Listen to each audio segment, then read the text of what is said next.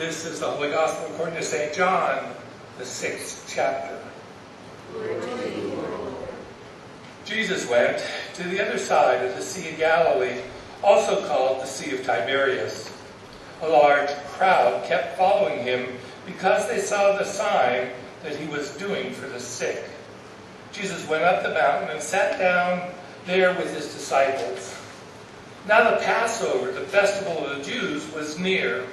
When he looked up and saw the large crowd coming toward him, Jesus said to Philip, "Where are we to buy bread for these people to eat?" He said this to test him, for he himself knew what he was going to do. Philip answered him, 6 months' wages would not buy enough bread for each of them to get a little. One of his disciples, Andrew, Simon Peter's brother, said to him, "There is a boy here who has 5 barley loaves and 2 fish. But what are they among so many people?" Jesus said, "Make the people sit down." Now there was a great deal of grass in the place, so they sat down, about 5,000 in all. Then Jesus took the loaves, and when he'd given thanks, he distributed them to those who were seated, so also the fish, as much as they wanted. When they were satisfied, he told his disciples, "Gather up the fragments left over, so that nothing may be lost." So they gathered them up, and from the fragments of the 5 barley loaves left by those who had eaten, they filled 12 baskets. When the people saw the sign that he had done, they began to say, "This is indeed the prophet who is to come into the world." When Jesus realized that they were about to come and take him by force to make him king, he withdrew again to the mountain by himself. When evening came, his disciples went down to the sea, got into the boat, and started across the sea to Capernaum. It was now dark, and Jesus had not yet come to them. The sea became rough because a strong wind was blowing. When they had rowed about 3 or 4 miles, they saw Jesus walking on the sea and coming near to the boat. And they were terrified. But he said to them, "It is I. Do not be afraid." Then they wanted to take him into the boat, and immediately the boat reached the land toward which they were going. This is the gospel of the Lord. Praise to you, O Christ. Please be seated. Grace, mercy, and peace to you from God our Father and from the Lord Jesus Christ. So, we are still very early in what is the longest season of the church year, and we call it the growing season. It's that time of the year between the day of Pentecost, which this year came in late May, and it's that time before the first day of Advent, which always comes in the first week of December. And this is the season that's a time for us in the church to grow spiritually and to be nourished, just as crops grow in the summer and become fruitful so that they can be harvested in the fall. And part of that growth and nourishment over the next 4 weeks is going to come as we receive the words about Jesus as the bread of life. That's sort of going to be our focus for the next 4 weeks. And I guess I'd say what better way is there to start that process than by reflecting on how Jesus completes and expands on the work of Elisha in our first reading today. The backstory to this little passage from 2 Kings is that there's a famine in the land. And in that day of famine, a traveler comes from out of town, obviously. He comes to the prophet Elisha, and he has 20 loaves of bread with him and fresh grain in what amounts to a first fruits offering. And he gives it to Elisha, and Elisha tells his servant then to turn around and give it to the crowd. There are about 100 or so people that have gathered together waiting for something to eat. And Elisha tells his servant to give the food to the crowd. And his servant can't believe his ears. There's no way that this is going to feed 100 people, he complains. And I can just imagine at this point Elisha using his best prophet's voice, saying something like, "Did I stutter? I told you, God says that there's going to be enough. Just give the people the food already." And so the servant does what he's told, and sure enough, just as the word of the Lord said, the people eat, and there's plenty left over. Now, if you take this little vignette from 2 Kings and multiply it by something like 500 times, you get some idea of what's going on in our gospel lesson today. Now, you might remember that in John's gospel, miracles are always referred to as signs. Signs. And I think that's a good word to describe them, because Jesus' miracles do what signs have always done. They point us towards something else. Jesus' miracles point us towards God. They're a sign that God's power is working through Jesus. And they prove the point then of what Jesus said just a very few verses before our reading today begins. In John chapter 5 verses 19 and 20, Jesus says this. He says, "I tell you the truth, the Son of Man can do nothing by himself. He can only do what he sees his Father doing. Because whatever the Father does, the Son also does." So the signs point to the power of God working through Christ. In our reading today, the sign of Jesus feeding the 5,000 is connected. Did you catch this? To the very last paragraph is connected to that sign of him walking on water to save the disciples. And there's a good reason to connect these two signs. Each story points to God's grace and glory as it's revealed in Jesus. And both accounts have their similarities and their differences. The first one has the sign being performed in front of both the crowd of people and the disciples. And one's performed just in front of the disciples. And sort of this dual focus is reflected also in how Jesus himself talks about these two events.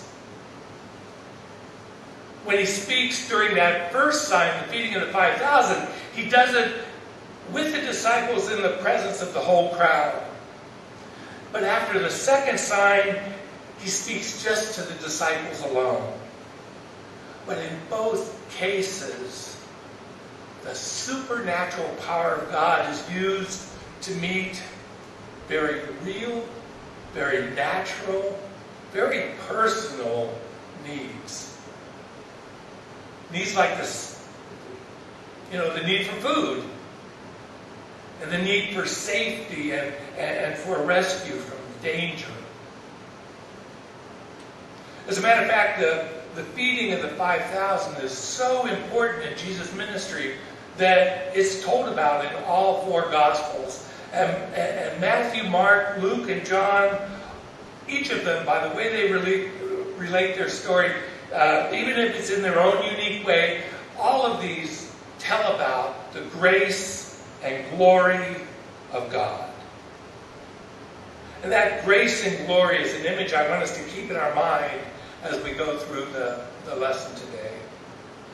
All of them speak to the grace and glory of God. But I would just tell you that John's gospel, John he does it exceptionally well. And maybe you caught this, for John, Jesus' gift of grace isn't revealed as a spiritual gift. Instead it's a tangible, physical gift. Hungry people sit down on the grass and they enjoy a meal of bread and fish. And so it's not the crowd's spiritual need that prompts Jesus in this case. It's their physical need. They're hungry. They need something to eat.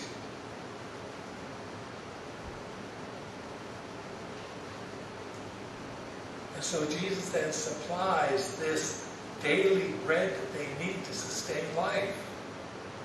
And God's grace is revealed as Jesus ministers then to this very felt human need. But then we get a picture of God's glory. In the miraculous way, 5 loaves of fish and 2 small fish are multiplied to the point where there's 12 baskets of fragments left over after all the people eat their fill. God's abundant provision is staggering.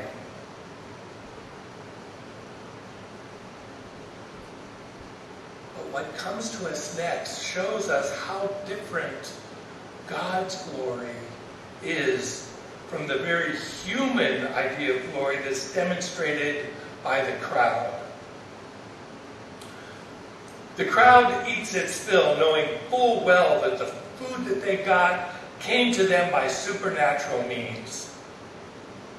I mean, it's not as if Jesus called forth hundreds of food trucks to come into Galilee and start feeding the people.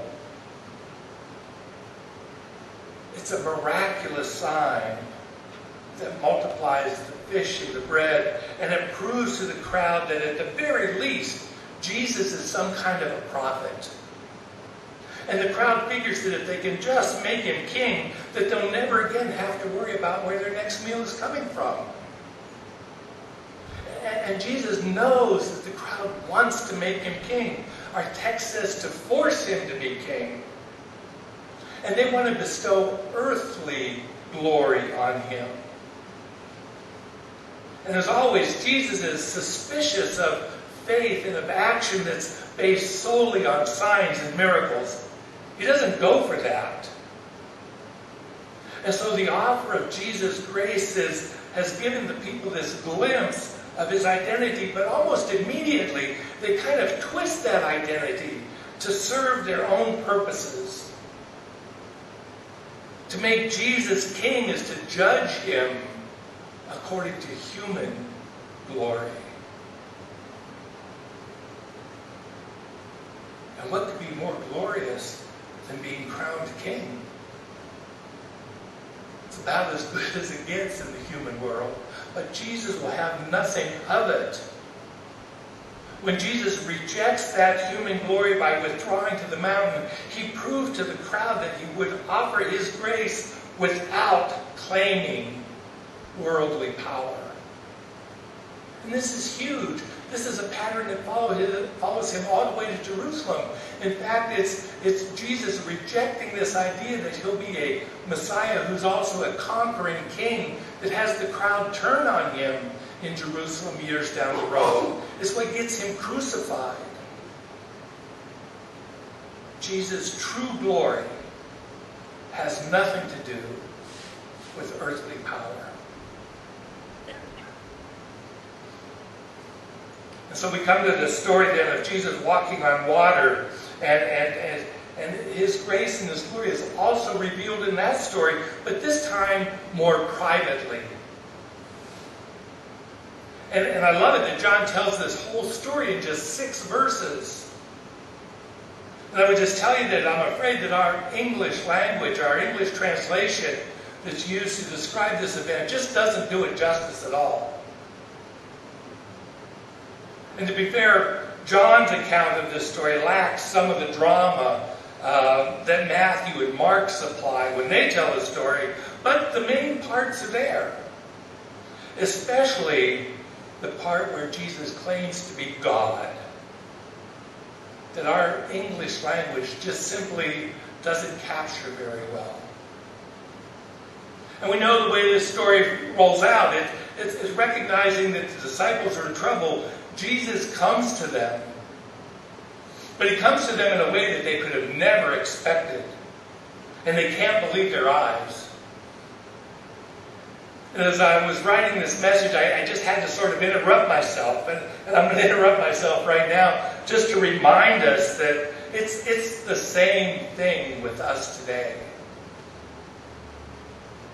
When we're in trouble, sometimes Jesus comes to us and shows up in our lives in unexpected ways.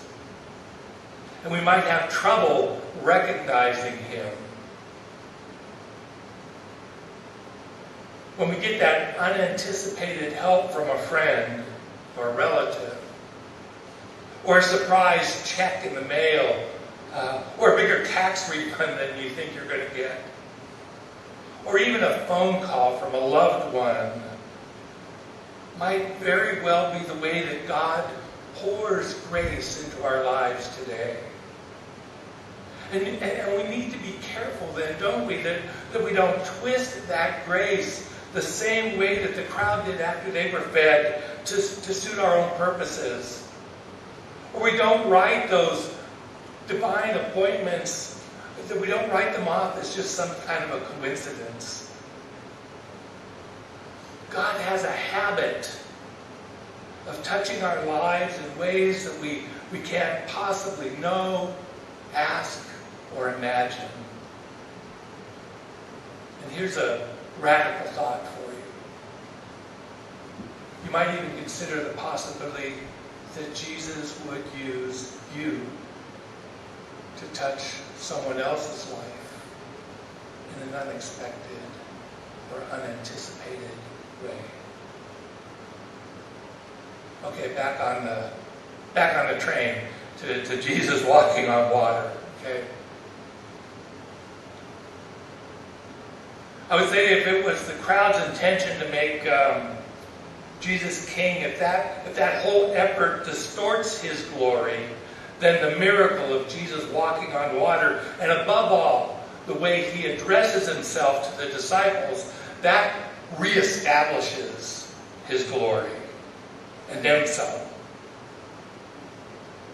When we translate, or at least we try to translate, Jesus' words to the disciples as simply as it says in our bulletin, "It is I," that translation practically loses all of its punch. Because what we know is that Jesus is actually making a God claim with that little statement. Speaking in the original language as he would have been when he speaks either in Aramaic or Hebrew, Jesus would have used the exact same words to describe himself in this passage that God used to describe himself to Moses in Exodus chapter 3. You remember that story when God and Moses are talking and God's going to send Moses to deliver the Israelites out of Egypt. Moses asked God, "What do I say? If the people ask me who God is, what's his name?" And so God tells him this. He says, "Thus you shall say to the sons of Israel, I am has sent me to you." I am is the name by which God calls himself. And he tells Moses to use that name. And the Greek words that John uses to tell this story capture that beautifully. It's two words, ego eimi. And it means simply I am, but we kind of lose that when we translate it with the proper English. It is I. It lacks the power of that God claim. And Jesus delivers that God claim, doing something that only God can do, walk on water. The book of Job gets it exactly right when it describes God as the one who stretches out the heavens and who tramples down the waves of the sea. Isn't that a great image?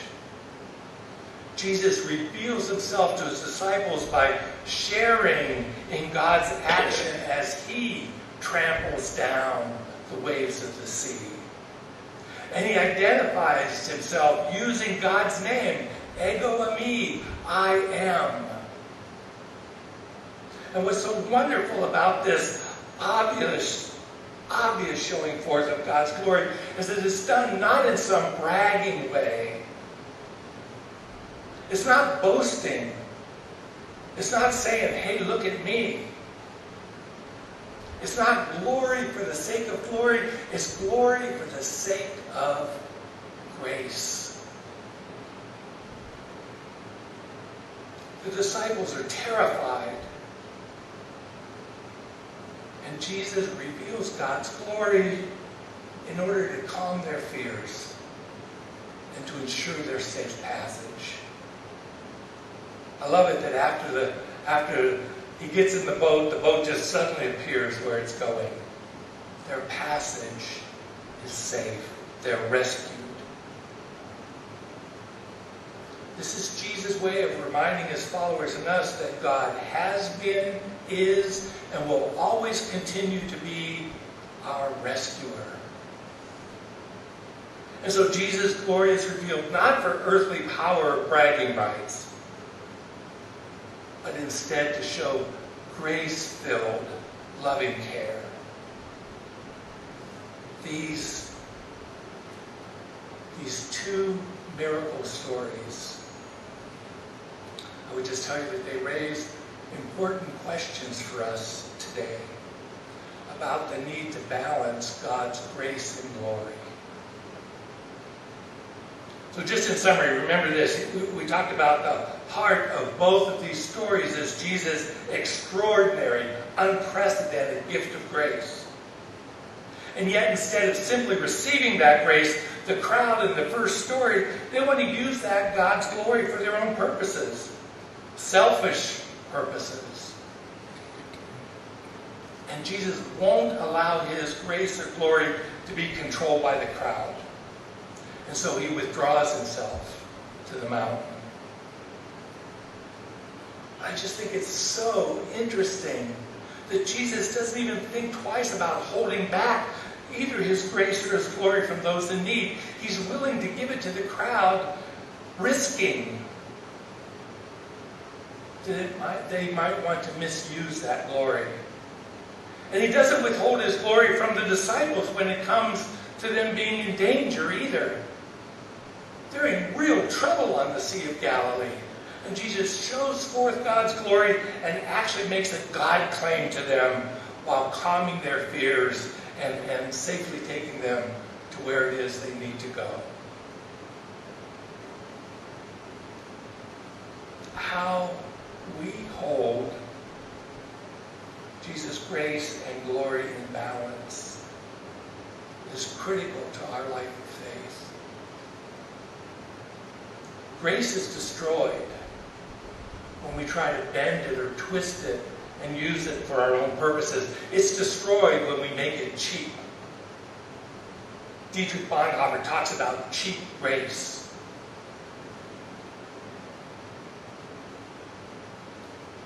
And at the very same time, glory is lost when we fail to recognize that glory even in the quiet places of Jesus' grace, including his ultimate grace and gift of grace, his work on the cross.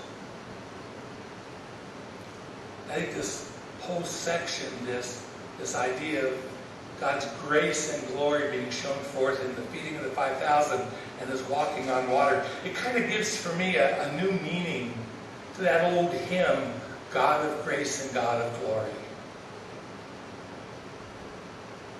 The words to that, at least in the one verse, really ring true here. We sing, cure thy children's warring madness, bend our pride to thy control. Shame our wanton selfish gladness, rich in things and poor in soul. Wow. We're so materialistic. Grant us wisdom, grant us courage, lest we miss thy kingdom's goal. It's only through the grace and glory of God that we're able to participate with Christ and the goal of building his kingdom. And we think about it that way, the words of John's prologue ring very true. We and all of his followers are called to share these words with others, where John talks about, he says, we have seen his glory, the glory of a Father's only Son, full of grace and truth. Brothers and sisters in Christ, for us, grace and truth have a name. It's Jesus. We're called to share that name with others. Amen.